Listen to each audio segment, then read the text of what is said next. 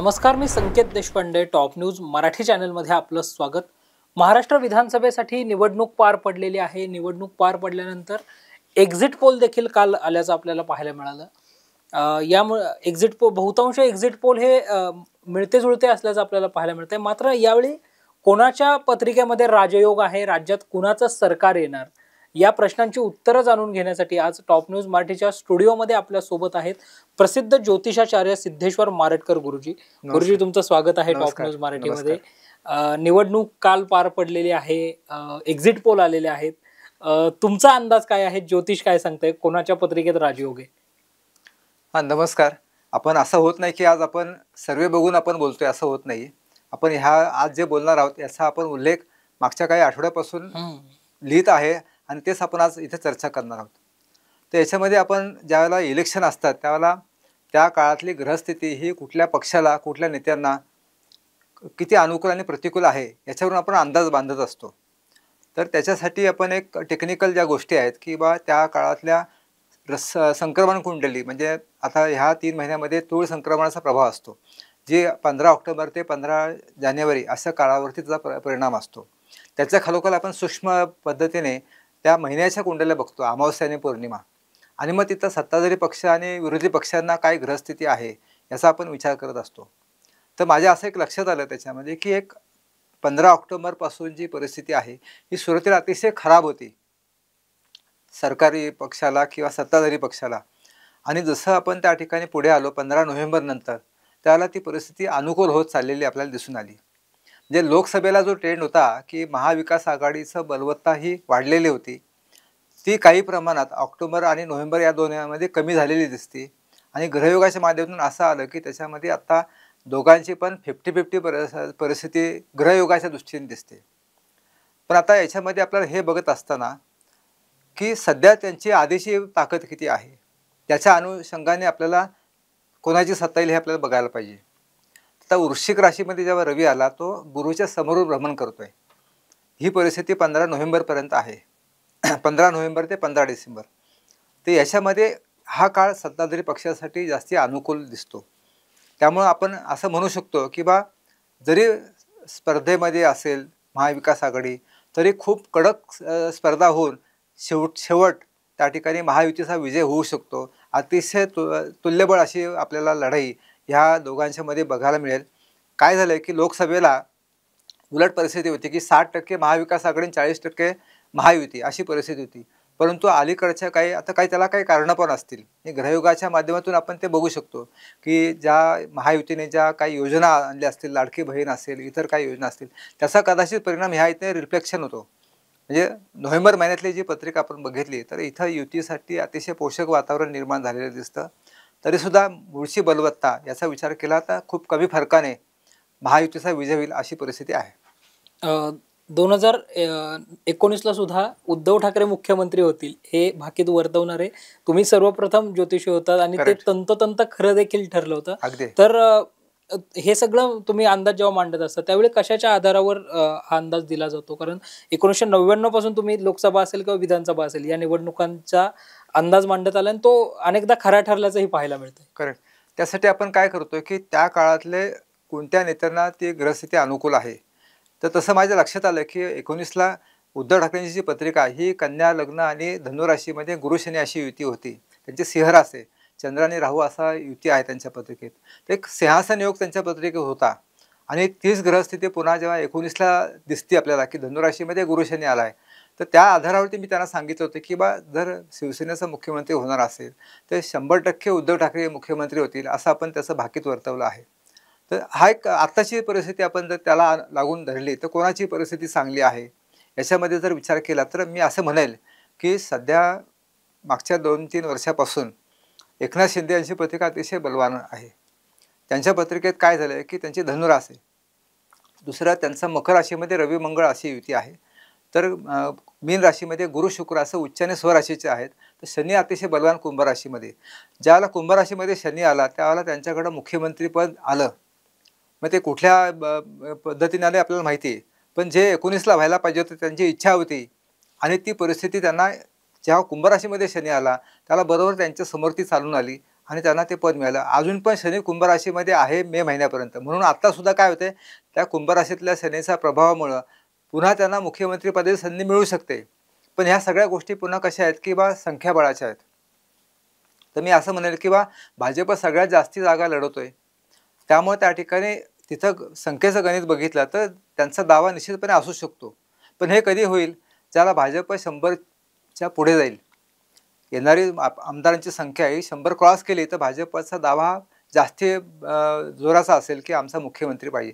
पण उद्या जर असं झालं की 80 जवळच भाजप थांबली आणि मग यांच्या ज्या जागा आहेत त्या 40च्या आसपास आल्या, तर पुन्हा एकदा मुख्यमंत्री शिंदेंना मुख्यमंत्री करणं हे त्या ठिकाणी अपरिहार्य राहू शकतं. त्यामुळे त्यांची जी ग्रहस्थिती ही कदाचित त्याच्या बाबतीत त्या ठिकाणी बोलू शकेल.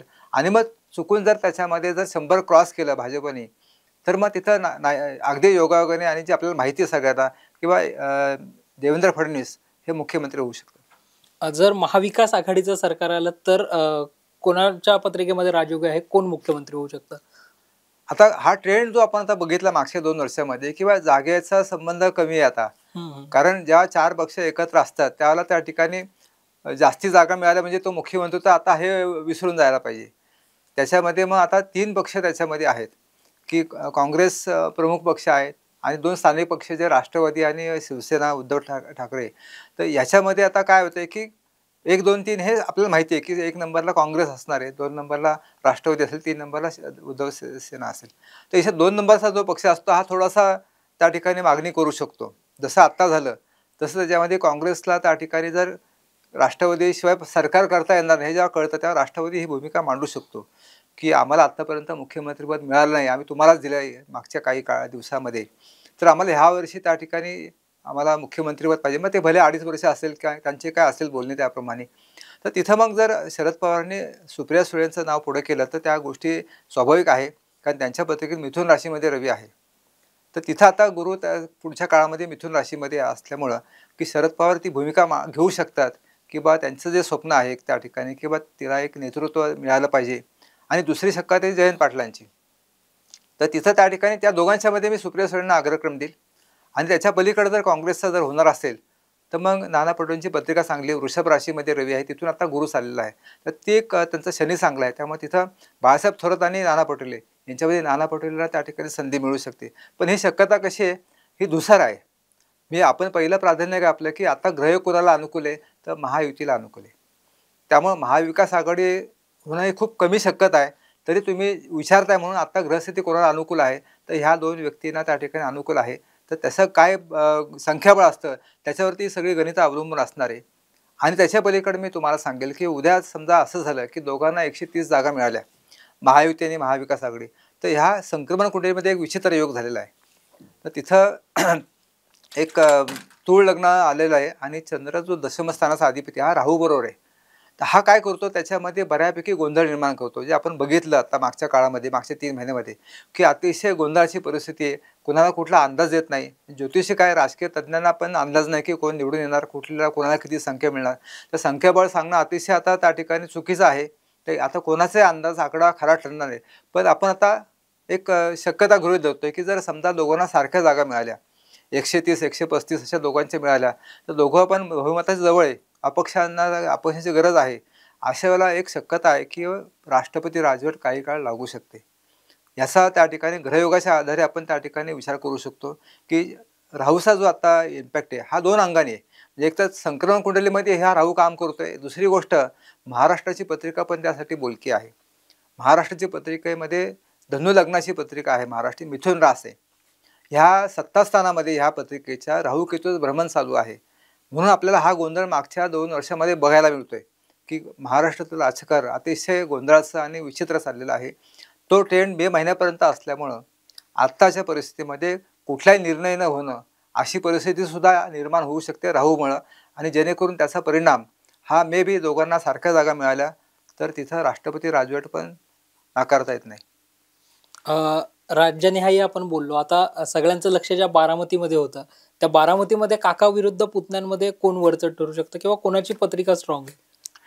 हा आता एक महत्त्वाचा भाग असा आहे की आपण आपल्या इथं आता प्रमुख जे 3 नेते आहेत देवेंद्र फडणवीस, उद्धव ठाकरे आणि अजित पवार यांचा योगायोगाने एकाच महिन्यातला जन्म आहे, जुलै महिन्यातला, 22 जुलै आणि 27 जुलै. तर तिथं काय झालं की रवी त्या तिघांचा पण कर्क राशीमध्ये आहे आणि त्यांच्या दोघांची कुंभ राशी, म्हणजे देवेंद्र फडणवीसांची कुंभ राशी आणि अजितदादांची पण कुंभ राशी, फक्त यांची सिंह राशी उद्धव ठाकरेंची. आता ह्या दोघांना काय झालं की कुंभ राशीमध्ये चंद्र असल्यामुळे तिथं 7.5 चालू आहे आणि रवीच्या अष्टमात शनी आहे. तर ह्या दोघांना पण खूप तडजोड करावी लागली. म्हणजे 105 जागा येऊन सुद्धा त्यांना मुख्यमंत्री पदापासून लांब राहिलं, किंवा त्यांनी दोघांनी शपथविधी घेतला होता, दोघे कुंभ राशीचे आहेत, त्यांना शपथविधी घेऊन सुद्धा त्या ठिकाणी थांबावं लागलं. म्हणजे हे कुंभ राशीच्या 7.5चं हे त्या ठिकाणी परिणाम आहे. त्यामुळं आत्तासुद्धा त्या ठिकाणी ती परिस्थिती आहे, जेणेकरून लोकसभेला त्यांना अपयश आलं. दुसरं अपयश त्यांचं असं असं की त्यांना मनासारख्या जागा मिळणार नाही. म्हणजे इथं त्याच्यामध्ये जे मिळालं पाहिजे, अपेक्षा होती. फक्त आता काय होतंय की गुरु मात्र या दोघांना चांगला आलेला आहे. म्हणजे आता गुरु लोकसभेपेक्षा चांगला आहे. म्हणजे गुरु 11 स्थानात आहे रवीच्या, वृषभ राशीचा. त्यामुळे त्यांना त्या ठिकाणी होप्स आहे. जी भूमिका लोकांनी सुप्रिया सुळेसाठी घेतली होती की आमचं स्थानिक म्हणून त्या ठिकाणी नेतृत्व, किंवा शरद पवारांचं एक त्या ठिकाणी मत म्हणून त्याच्यामध्ये, तर तिथं मात्र त्या ठिकाणी इथं कदाचित एक सहानुभूती अजित पवारांना मिळू शकते. तर अजित पवार बारामतीमध्ये निवडून येऊ शकतात अशी परिस्थिती आहे. राष्ट्रवादी विरुद्ध राष्ट्रवादी जर आपण बघितलं तर याच्यामध्ये कोणाचा पारडं जड आहे?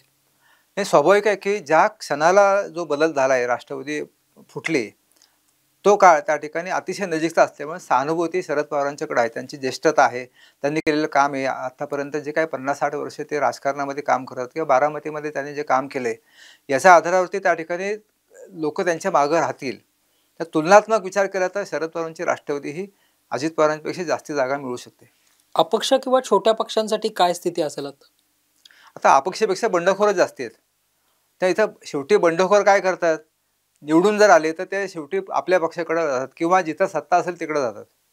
तर हे त्या ठिकाणी सत्ता कोणाकडे जाणार ह्यावरती त्याचा विचार केला जाऊ शकतो. त्यामुळं तिथं त्या परिस्थिती बघून ते लोक निर्णय घेतील, पण त्यांची भूमिका सुद्धा तेवढीच महत्त्वाची राहील. त्यामुळे त्या ठिकाणी दोघांना पण त्याची गरज लागणार आहे, महायुती असेल की महाविकास. तर तिथं फरक कमी असल्यामुळे, जागेचा फरक कमी आहे. 19ला काय झालं की याच्यामध्ये खूप मोठा फरक होता. म्हणजे 160+ शिवसेना आणि भाजप होतं, किंवा शिंदे आणि यांची संख्या सुद्धा 160 होती, शिंदे गटाची आणि भाजपची. आणि अजित पवार आल्यामुळे 200 झाल्या जागा, 200+ झाल्या. तर तिथं आता फरक खूप मोठा आहे. म्हणजे महाविकास आघाडी 80-90 जागाच्या आसपास आहे आत्ताची परिस्थिती, आणि हे 200च्या पुढे. तर आता किती लॉस होणार, तर जास्तीत जास्त 50 जागाचा लॉस झाला तरी आपण 160 जागा महायुतीला धरू शकतो. हा फिक्स आकडा नाही, हा पण अंदाज त्या ठिकाणी. आणि यांचं वाढलं तर किती वाढू शकतात, 80-90च्या त्या ठिकाणी 130 पर्यंत, हा एक जनरल अंदाज आहे त्याच्यामध्ये.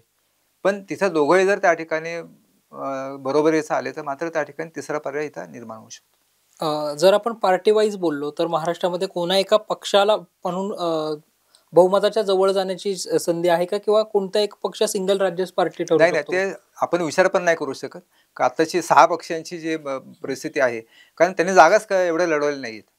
आलं लक्षात. म्हणजे मोठा पक्ष जो भाजप आहे, त्यांनी 150-160 जागा लढवल्या. तर तिथं शक्यच नाही ना की 140 जागा कोणीच मिळू शकणार नाही, किंवा काँग्रेसने पण 110 जागा लढवल्या आहेत. तर तिथं आपण कशी शक्यता त्याच्यामध्ये राहील. तर तो 100% ते नाही, युतीचंच 2 पक्षाचंच 3 पक्षाचं सरकार येईल, अपक्षांची मदत घ्यावी लागणार. तर कुठलाही पक्ष त्या ठिकाणी हा सिंगल लार्जेस्ट पार्टी म्हणून सत्तामध्ये येणार नाहीत. त्यांना इतर जोडीदारांची मदत घ्यावीच लागणार आहे. त्याच्यामध्ये आपण की 1, 2, 3 क्रमांक लावू शकतो, की बा काँग्रेस आणि भाजप यांची जवळपास संख्या असू शकते. त्याच्यामध्ये भाजपकडे जास्ती शक्यता आहे, कारण त्यांचा आधीच त्या ठिकाणी स्कोअर जास्ती आहे. त्यामुळे तिथं भाजपकडे 105 जागाच्या तो कमी किती होणार, आणि याच्यामध्ये 55 जागा आहेत काँग्रेसकडे, तर त्या किती वाढतील. त्यामुळे भाजप 1 नंबर असणार, 2 नंबर काँग्रेस, 3 नंबर त्या ठिकाणी शिंदे आणि शरद पवार, 4 नंबरला हे दोघं असतील, अजित पवार आणि उद्धव ठाकरे. असं जर महाविकास आघाडी म्हणून असं ठरलं की उद्धव ठाकरेंना मुख्यमंत्री करायचं, तर उद्धव ठाकरे पुन्हा मुख्यमंत्री होऊ शकतात? तशी शक्यता का दिसत नाही, कारण आता मी तुम्हाला सांगितले की कर्क राशी त्यांचा रवी आहे, आणि शनी अष्टमात आल्यापासून त्यांना सत्ता सोडावी लागली. त्यांना तब्येतीचा पण त्या ठिकाणी त्रास आपल्याला बघायला मिळतो. त्यामुळं ती शक्यता धुसर वाटते. उद्या जर त्या ठिकाणी त्यांच्यामध्ये 2 उपमुख्यमंत्री म्हणायचं ठरलं तर आदित्य ठाकरेचं शक्यता आहे की समजा महाविकास आघाडी आली तर तिथं मग आदित्य ठाकरेला थोडीशी संधी मिळू शकते. आणि जसं शनी मकर राशीमध्ये आहे आणि तिथं त्यांचा परिस्थिती थोडीशी बरी आहे त्या दृष्टीने, तर तिथं संख्याबळानुसार आपण त्यांना उपमुख्यमंत्री पदाची संधी मिळू शकते असं आपण म्हणू शकतो. खूप खूप धन्यवाद की तुम्ही टॉप न्यूज मराठीशी इतकं विस्ताराने बोललात आणि सविस्तर प्रत्येक गोष्टींचं विश्लेषण जे आहे ते तुम्ही केल्याचं पाहायला मिळत आहे. अर्थातच 23 नोव्हेंबरला महाराष्ट्र विधानसभा निवडणुकीचा निकाल लागणार आहे. त्यापूर्वी प्रेक्षकांपर्यंत कोणत्या नेत्याची पत्रिकेमध्ये राजयोग आहे, कोणाची सत्ता येऊ शकते, हे सगळ्या प्रश्नांची उत्तरं जी आहेत ती जाणून घेण्यासाठी आम्ही सिद्धेश्वर मारटकर गुरुजींशी संवाद साधून आपल्यापर्यंत पोहोचवण्याचा हा केलेला एक छोटासा प्रयत्न होता. अशाच ताज्या आणि महत्त्वपूर्ण बातम्यांसाठी पाहत रहा टॉप न्यूज मराठी, आपला महाराष्ट्र आपली बातमी. टूर्स अँड ट्रॅव्हल्स विश्वातील एक विश्वसनीय नाव मँगो हॉलिडेज घेऊन आले आहेत धम्माल फॉरेन टूर्स खास तुमच्यासाठी. एक्झॉटिक युरोप 17 रात्री 18 दिवस, साऊथ आफ्रिकन सफारी 9 रात्री 10 दिवस, नॉर्दर्न लाईट्स 8 रात्री 9 दिवस, दुबई अबुधाबी 5 रात्री 6 दिवस, व्हिएतनाम कंबोडिया 8 रात्री 9 दिवस. तर आजच आपली सीट बुक करा आणि आपल्या फॉरेन टूर्स मेमोरेबल करा. मँगो हॉलिडेज म्हणजेच अविस्मरणीय सहलीचा अनुभव. मँगो हॉलिडेज, 4था मजला, स्वोजस कॅपिटल अतिथी रेस्टॉरंटच्या वर, लॉ कॉलेज रस्ता, पुणे 4. संपर्क पुणे 83 839 505 किंवा 80 80 81 74 54. मुंबई 83 839 503 किंवा 96 53 18 74 78. Come on guys, hurry up. यार सुन ना, एक ब्रेक ले लेते हैं. Guys, I'm telling you, तुम लोगों को सही से ट्रैकिंग नहीं आता. But that's okay, you can learn.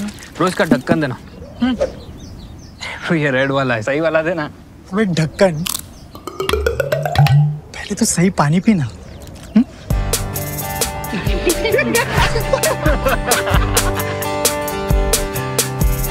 Manikchand Oxyrich, proudly Indian.